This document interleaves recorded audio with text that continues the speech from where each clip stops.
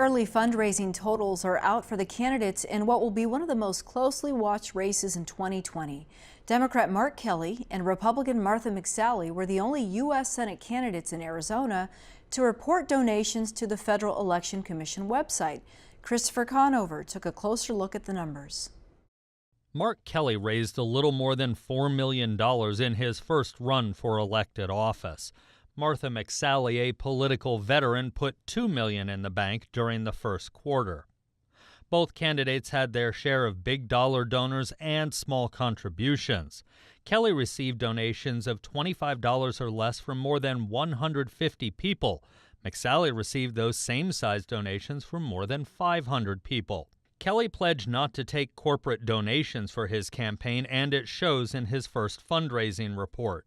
He raised about $40,000 from 10 different political action committees.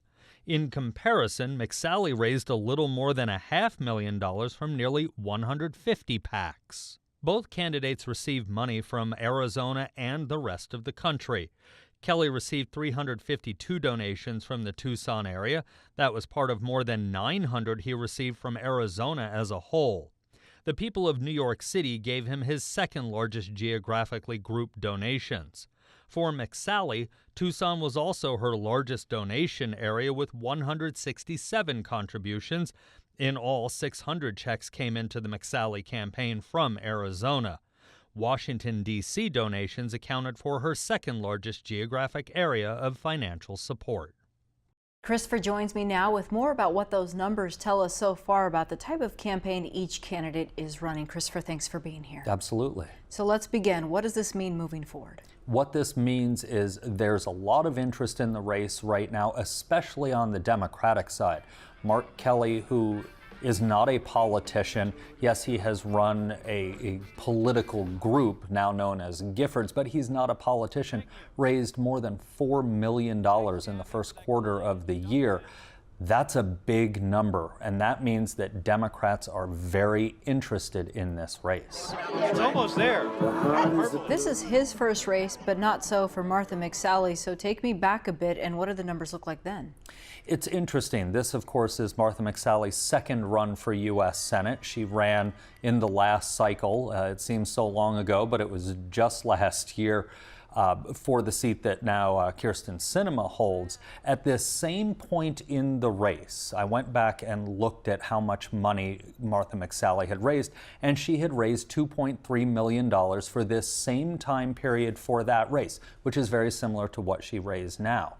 What's more interesting is Kyrsten Sinema, the Democratic who became the Democratic nominee and eventually won, had raised $500,000 at this same time in the race, compared to Mark Kelly's $4.2 million. We also should point out that both Sinema and McSally, for the previous race, had primaries, and so far we don't have U.S. Senate primaries. We're on to the general. Now we have time to go. Still, anybody could qualify. We could end up with a primary, but not at this point. Who are some of the big names shelling out cash for this race? The big names shelling out cash, interestingly, I looked at the PACs, the political action committees. We should note that Mark Kelly has said he will not take money from corporate PACs. Martha McSally didn't say that. She got PAC money from 148 different PACs in this quarter. The big names, interestingly for her, were American Airlines and Boeing were the two big givers on PACs in this quarter. Mark Kelly got money from 10 different PACs, not corporate PACs, more issue-oriented PACs, and McSally got her share of that type of money also. His big one was a group that showed up during the last cycle called 314 Action Fund, and they support candidates who are interested in sciences and things like that. So no surprise that they're going with Mark Kelly, who talks a lot about climate change, but was also an astronaut.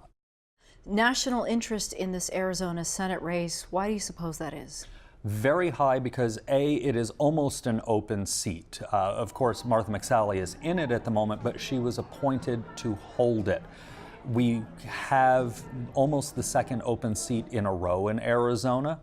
So there's a lot of interest there, and people think that they can get rid of Martha McSally. Democrats think she is vulnerable, and to pick up potentially for Democrats 2 Democratic Senate seats in Arizona, which is viewed as red, would be a big pickup. So the Republicans want to defend that seat, and the Democrats want to take it away. Lots to come on TV, radio ads for sure. Absolutely. All right, Christopher Conover, thank you. Thank you.